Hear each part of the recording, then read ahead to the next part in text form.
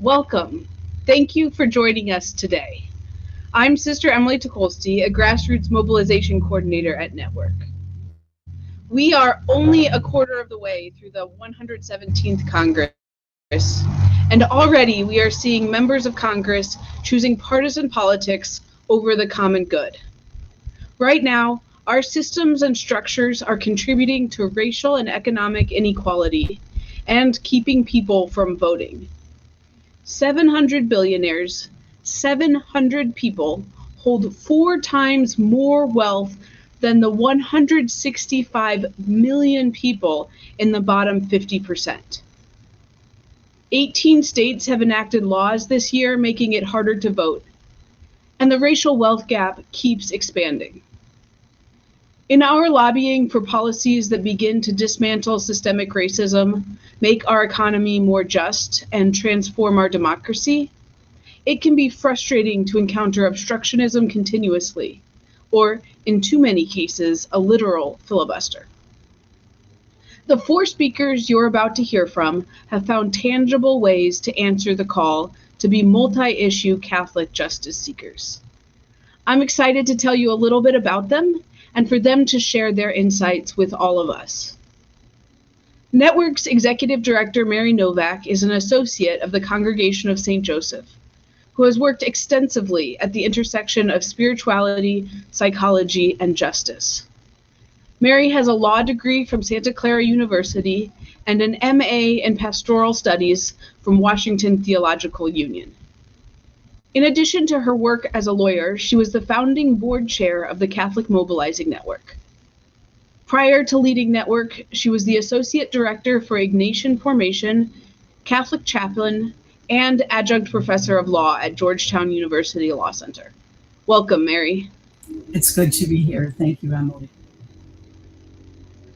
Network's Deputy Executive Director and Chief Equity Officer, Joan Neal, has been an integral part of Network in multiple capacities for the past 7 years, consulting on strategic planning, contributing to the racial justice work, and leading Network's lobbying reform of the criminal legal system with the government relations team. Joan previously served as Vice President for Institutional Planning and Effectiveness and Chief Planning Officer at Cabrini College in Radnor, Pennsylvania, and as an Executive Vice President at Catholic Relief Services, where she founded and led the U.S. Operations Division and directed the National Public Policy and Legislative Advocacy. Joan is an associate member of the National Black Sisters Conference and holds an MA in Pastoral Studies from Catholic Theological Union in Chicago, where she also serves as a life trustee. Welcome, Joan. Thank you, Emily. It's great to be with you. Rachelle Wenger serves as the chair of the Network Lobby Board and previously co-chaired its development committee. Rachelle serves as System Vice President of Public Policy and Advocacy Engagement for Common Spirit Health, one of the largest private not-for-profit healthcare systems in the nation. She manages public policy issues core to Common Spirit Health's commitment to its foundational priorities focused on social and environmental determinants of health, including health equity, economic and racial justice, immigration, housing and homelessness, climate change and the environment, and food security. Rachelle has a bachelor's degree in philosophy from the University of California, Berkeley, and a master's degree in public administration from California State University, Northridge. She is a wife, mom, daughter, and sister whose love of earth and humankind calls her to a vocation in advocacy. Welcome, Rachelle. Thanks so much, Emily. And Sister Erin Zubal is the chair of the Network Advocates Board. As an Ursuline sister of Cleveland, she has served as a nun on the bus, social worker, and educator. She holds a master's in social work administration from Case Western Reserve University and a master's in educational administration from Ursuline College. In her current ministry, Sister Erin serves as director of residential programs at Boys Hope, Girls Hope in Cleveland, Ohio. Welcome, Sister Erin. Thank you, Emily. It's good to be here. And a special welcome to all of our guests from across the country. Please chime in the comments and let us know where you're watching from and what you think of the conversation. Now I'm going to hand it over to Mary to start the conversation. Thanks, Emily. So the first question we're all going to respond to is, can you say a few words about how your faith has brought you to the place you are today? And let's begin with Joan. Thank you, Mary. So I think I've always seen the Catholic faith as faith doing justice. If we understand justice as right relationship, isn't that what we're all called to be as followers of Jesus? To be in right relationship with God and with one another? Unique to our faith, though, is the Catholic social tradition, which concretizes right relationship by showing us how to apply our faith to our real lives in whatever age and dealing with whatever issues are on the table. As a woman of color, how could I not be involved with justice? My parents taught me a set of values. They taught me right from wrong, and they taught me that every human person has dignity. Despite what society showed me, despite my own experiences of racism and sexism, I learned that as a child of God, I have dignity. And then the church's teaching, especially Catholic social teaching, gave me the confidence that societal wrongs can be righted, that justice can prevail, but we have to stand up for it, and it won't be easy. So when I realized the centrality of public policies to the perpetuation of systemic racism, I decided no matter where I worked, no matter what I was doing, I would do my best to stand against it and to stand for justice and equity. And that's how, through various twists and turns of my life, I ended up here at Network, fighting for justice on the basis of our shared faith and values.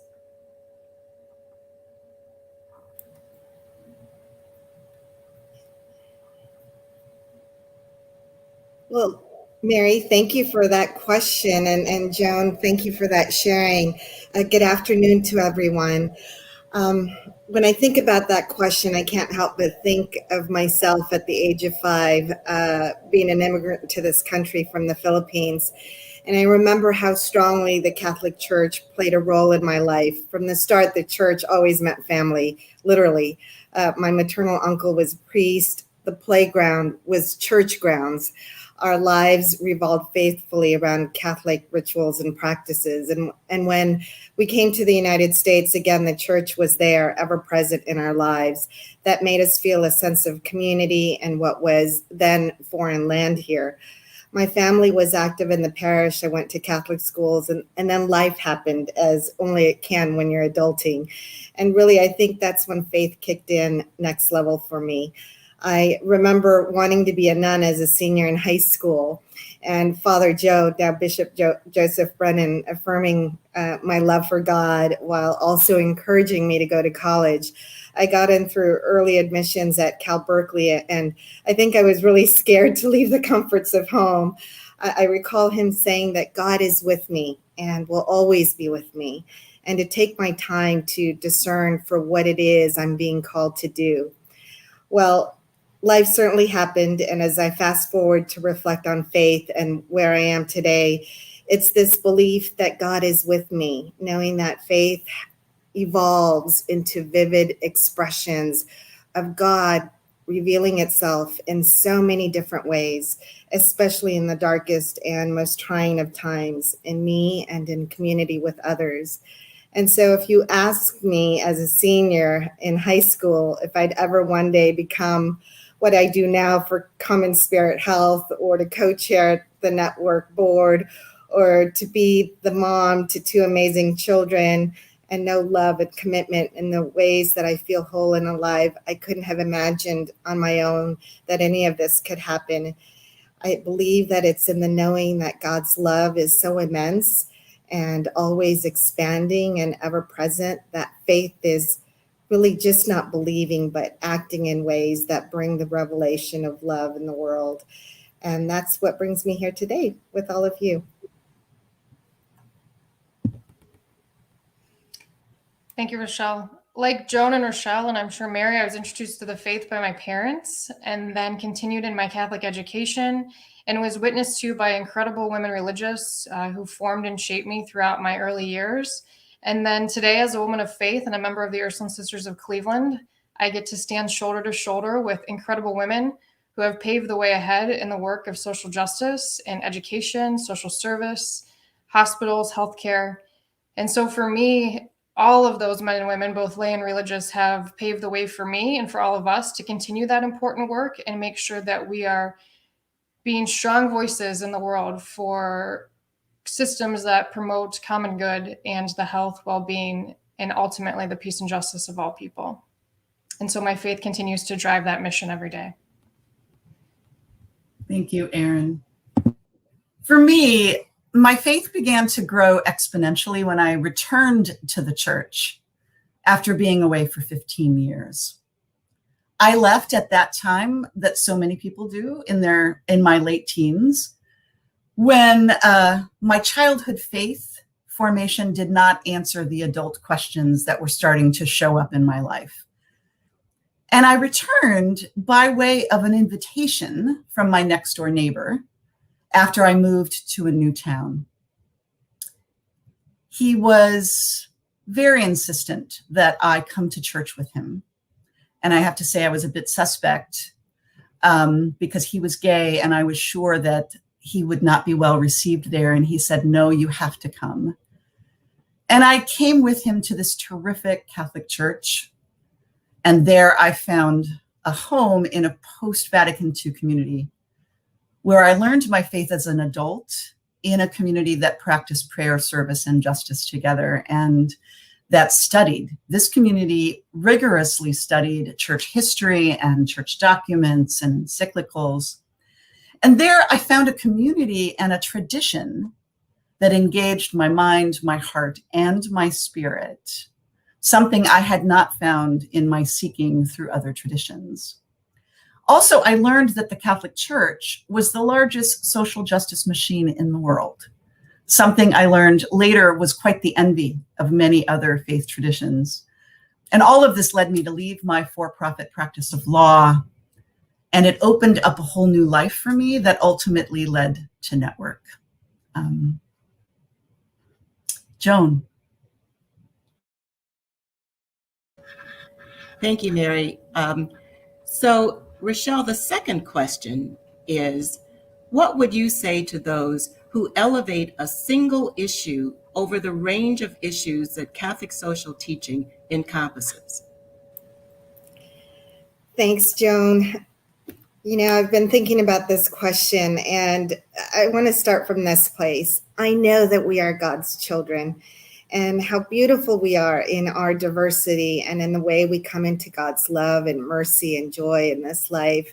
And there's so much about our humanity that has really brought us to our knees, especially when we reflect on the last year and a half, and to know that our lives have been met, you know, with the ravage of COVID, social and economic upheaval, the systemic vigor of racism, the changing composition and quality in which we sit around tables with our families and coworkers.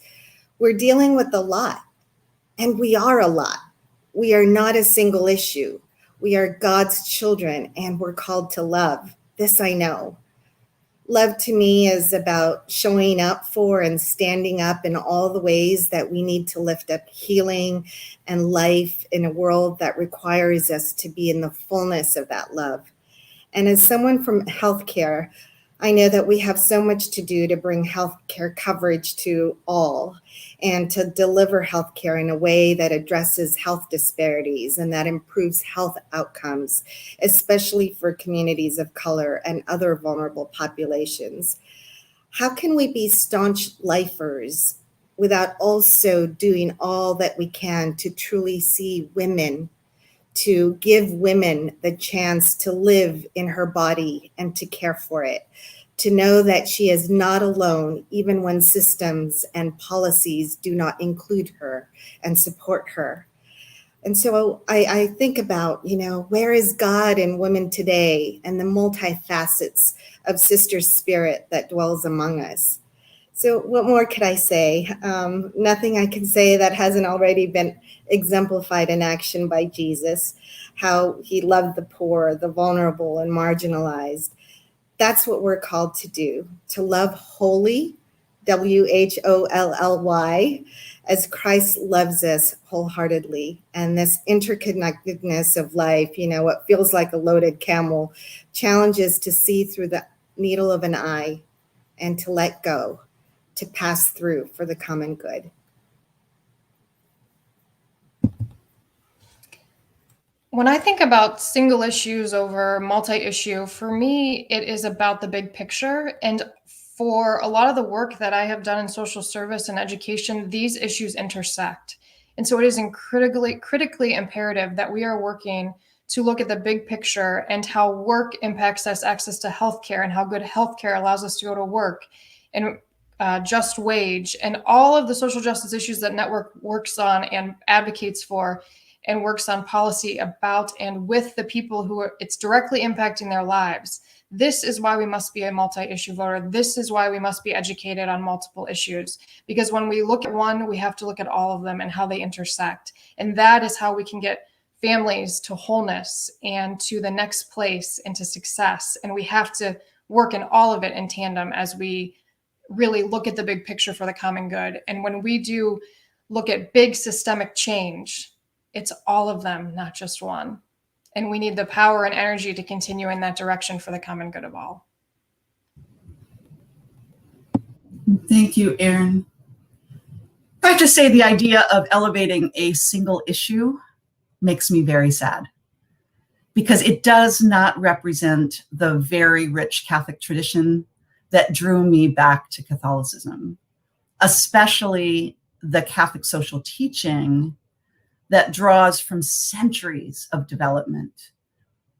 I would also say that it does not represent the rich spirituality of our tradition for discernment, nor the extraordinary work we do in our tradition in the formation of conscience. So in Network's political ministry, our Build a New agenda is inspired by the principles of Catholic social teaching writ large. And this Build a New agenda is grounded in 4 cornerstones: dismantling systemic racism, cultivating an inclusive community, rooting our economy in solidarity, and transforming our politics. With this Congress, this means that we are focusing on the equally sacred issues of reform of the criminal legal system, economic inequality, access to healthcare, worker and immigrant justice, tax justice, and more. By advocating for these equally sacred issues, we uphold and center human dignity, which is the essence of Catholic social teaching. Joan? Yes, Mary, thank you. And there's not much more that I could say than has already been said. But first, I guess I would say that there's no doubt that the principle of the sacredness of human life is important, precisely because we are all created in God's image.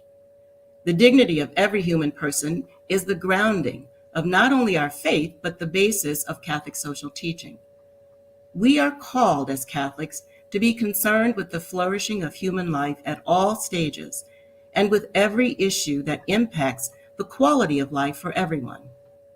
Mary, as you've already said, Pope Francis has told us, equally sacred are the lives of those who are already born, who are economically poor or homeless or elderly or in need of the health care, victims of crimes or of the criminal legal system, of racism, sexism, and all the other isms. Our faith calls us to be concerned with issues like access to affordable health care, access to good jobs that pay a living wage, to food security, safe, affordable, quality housing, an immigration system that is fair, efficient, and humane, a justice system that is equitable and free of systemic racism, and a tax system that works for all, and democracy that protects and preserves the rights and responsibilities of all. And as you've already said, Mary, these are our issues at Network.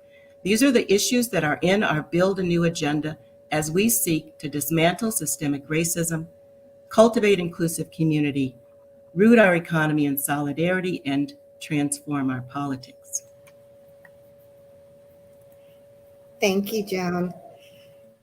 And for our third question, I'd like to ask, why is it important to center racial equity in our advocacy? Erin? As a woman of privilege, I have witnessed structural racism and how it has attacked the human dignity and lives of people of color. It's present in our laws, our economy, our society, and we must name and address it in federal policy. Network has worked very hard at our racial justice work and calling this and raising this up for crucial conversation and ways in which we can create federal policy that is for all of us, not just people that look like me.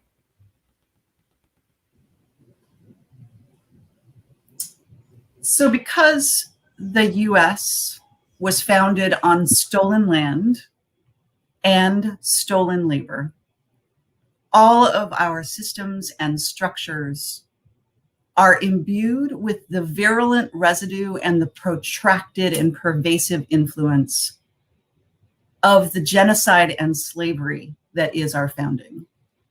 And here I'm quoting the great theologian, Dr. M. Sean Copeland. The signs of the times today are clearly calling us to grapple with systemic racism. Now, this is the restorative justice practitioner in me speaking now, but we have to name what we must heal.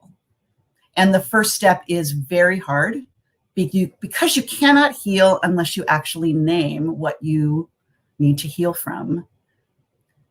There's always much resistance in the first step. And it is precisely what we're seeing played out in the public square right now. And I'm just going to name two: the resistance to critical race theory and to really talking about the history of policing that has a through line to the institution of slavery, our slave patrols. And until we name these and so many others, we cannot do the deeper work of figuring out how to heal this nation.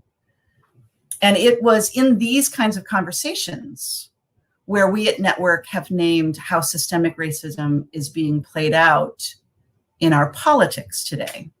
So for Network this year, this means democracy reform, to stop the voter suppression of Black and Brown communities who turned out in large numbers last election. This democracy work also includes getting the dark money out of politics. And if we are successful in doing both, we take important steps that image towards the image of the beloved community that so many of us have longed for. We can then begin this work of reparations around our sinful past, which is why Network has already begun to work on HR 40, the bill to establish a commission to study reparations. Joan? Yes, and again, as has already been said, if the past year and a half has shown us anything, it is that racism is alive and well in this country, and that people of color, particularly Black and Brown people, are disproportionately impacted by structural systemic racism. The facts of American history, when fully disclosed, show us that our society was deliberately constructed to advantage white people and disadvantage people of color. This advantage is built into our founding documents and continues to occur at all levels: political, social, and interpersonal. It is codified in our laws and in the root of our social conventions. According to a report that I saw the other day, commissioned by Goldman Sachs' 1 Million Black Women Project, the racial wealth gap between Black and white households is now 90%, largely due to the fact that many Black households are headed by Black women, who earn on average 15% less than white women and 35% less than white men. The Black home ownership rate is now 30 percentage points behind white households, And since home ownership is a significant part of wealth building, this puts Black families at a distinct disadvantage. On every measure of life in this country, if we are honest about it, the disparities are more than obvious. To a large extent, public policies got us into this mess, and public policies can get us out of it. And that's why it's essential that we center racial equity in our advocacy agenda. Thank you, Joan. And, when I think about this, I think for Catholics, this is where the rubber really hits the road for us. Racism is so antithetical to how Christ lived, and all that's foundational to Catholic social teachings.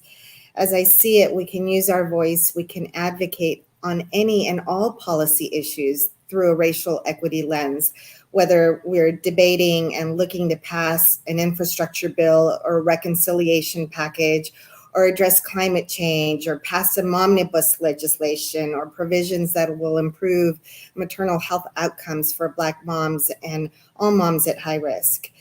Racial equity is really not a mystery or rocket science. It's about lifting up the dignity of all people. And it begins in recognizing, as has been said already, the harm, doing the hard work of reparation and forgiveness, and being really grounded in the constancy and vigilance to stand up to it. Sadly, racism is insidious and it is prolific. It shapeshifts. Just when you think we've addressed it in policy or program, it rears its ugly head at the chance to divide us, to keep us broken, to doubt God working in the world, in all of us, for all. I'm reminded about how Pope Francis could have framed the situation on the US-Mexico border as a humanitarian crisis without invoking racism and xenophobia. But he made a point to recognize how attitudes about the other influences immigration policy. And this othering in various policy issues is really an intolerance and an affront to life. And as I see it, we're called to a oneness, a reconciliation, and a remembering in Christ. And so that's how I would like to answer that question.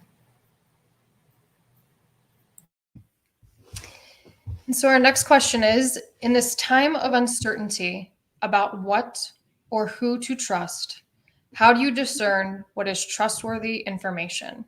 Mary, can you get us started? Sure. In short, do research and practice discernment.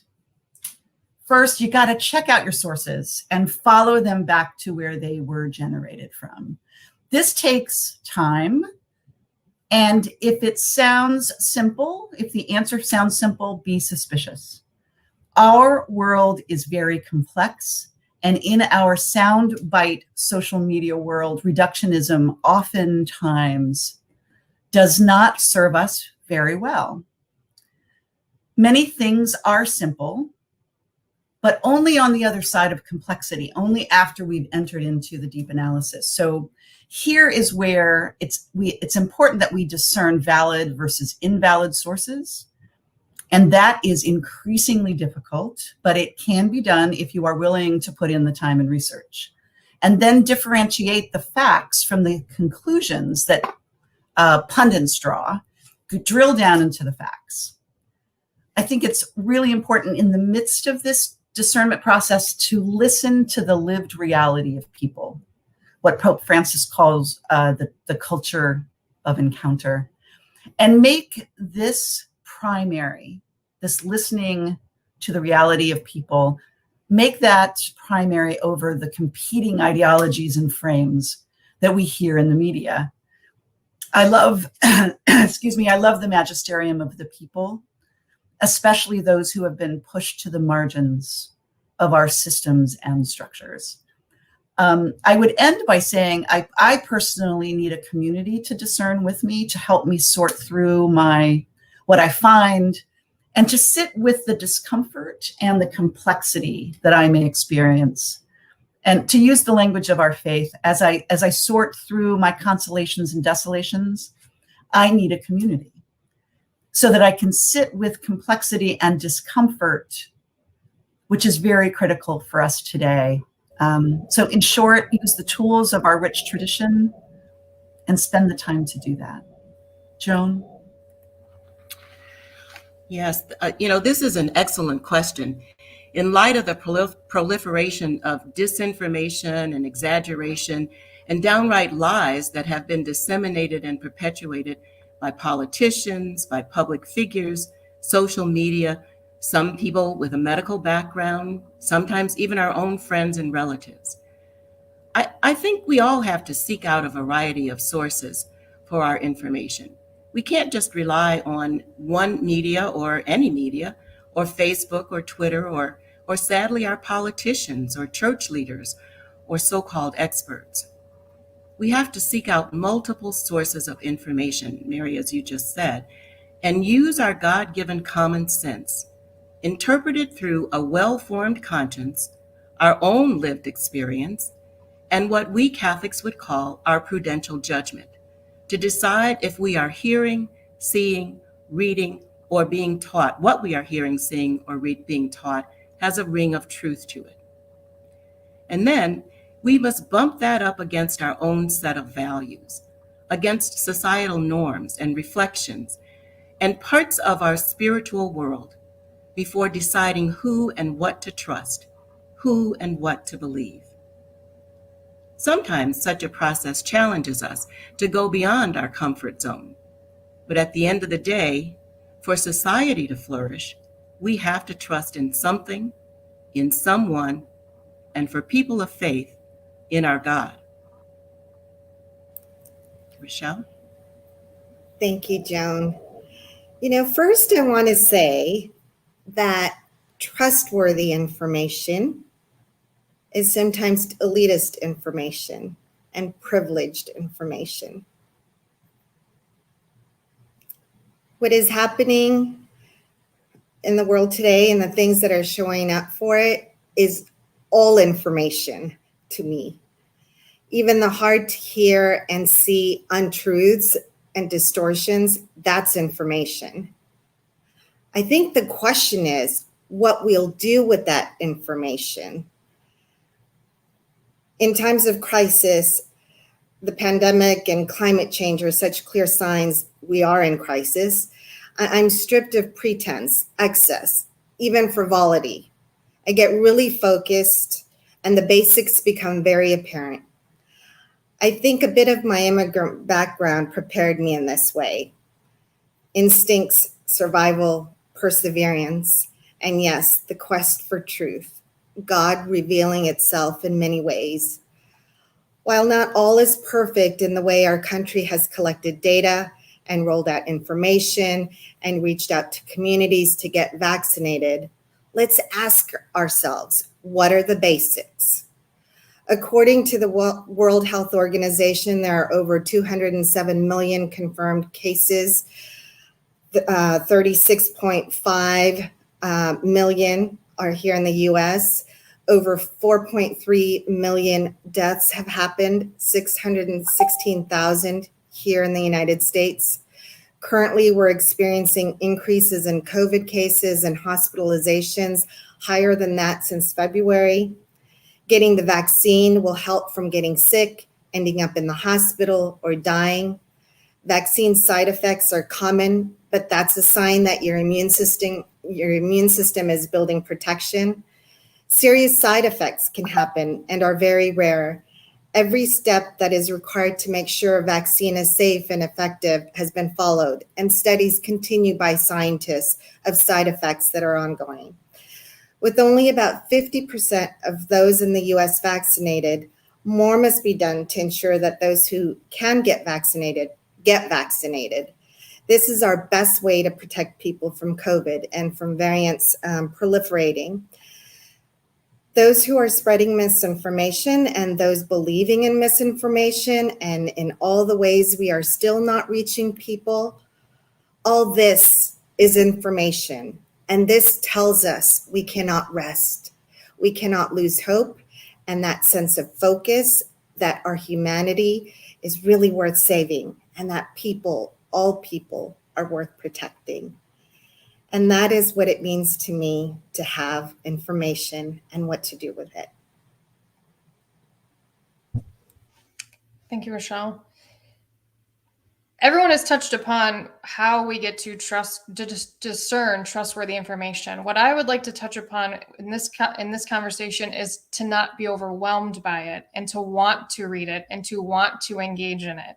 And so Pope Francis encourages, all good Catholics, people of faith, should meddle in politics. And so find the sources that work for you. Start with Network. Look at our resources.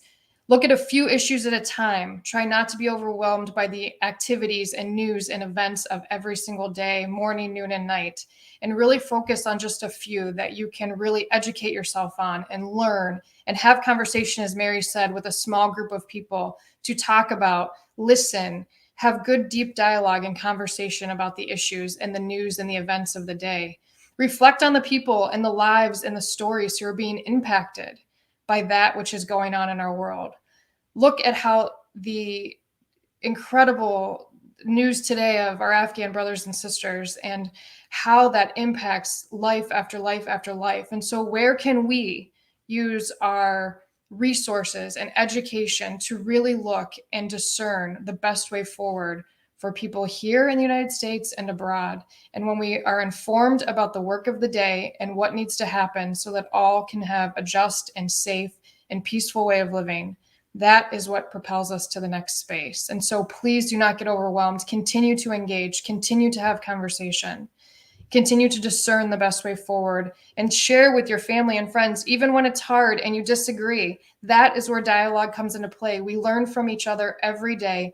No matter what we believe or how we feel, there's always moments for growth and opportunity with those around us to really get to a space of understanding, education, and deep thinking about the multi-issues in front of us. And so please stay engaged, please stay at the table, and please use Network as one of your primary sources as your starting space for all of the issues at hand. What a great conversation so far. And I have one final question for each of you and for all of our viewers today. What is one concrete way that we can all work to live out the call to be multi-issue justice seekers? We'll turn it over to our speakers in a moment, but viewers, as our guests are answering, please contribute your answers by typing them in the comments section. Mary, what is one concrete way for viewers, for all of us, to live out the call to be multi-issue justice speakers? Well, I hope you don't mind. I have more than one, but I'll be quick. Okay. I want to start where Erin left off, which is that Network has reliable information. So start there.